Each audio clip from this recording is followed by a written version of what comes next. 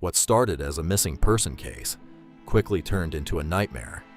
A young woman vanished without a trace. Days later, her body was found stuffed inside a suitcase.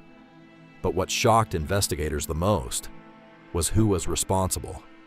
This is the story of Valerie Reyes. Valerie Reyes was a 24-year-old woman living in New Rochelle, New York. She had dreams, a normal life, and people who cared about her. But in late January 2019, everything changed. Valerie suddenly stopped responding to messages. Her family grew worried when days passed with no contact. That wasn't like her.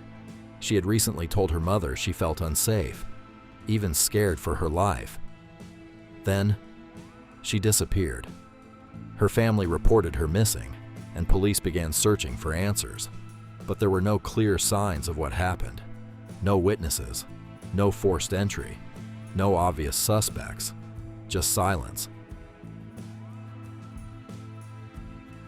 As the investigation continued, detectives started digging into Valerie's personal life. They looked at her relationships, her recent behavior, and anyone who may have had contact with her before she vanished.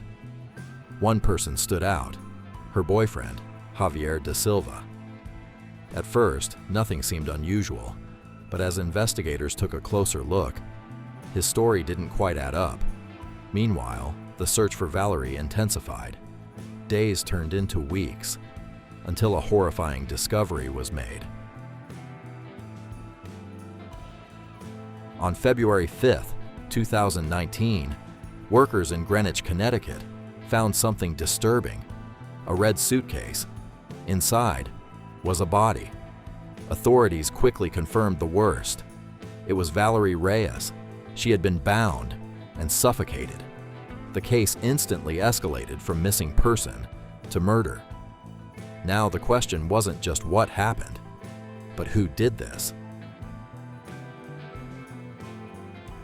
Investigators returned to their prime suspect, Javier da Silva.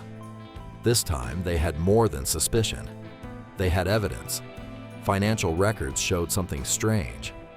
After Valerie disappeared, money had been withdrawn from her account, over $1,000. And guess who used it? Javier. Police arrested him shortly after. During interrogation, he confessed.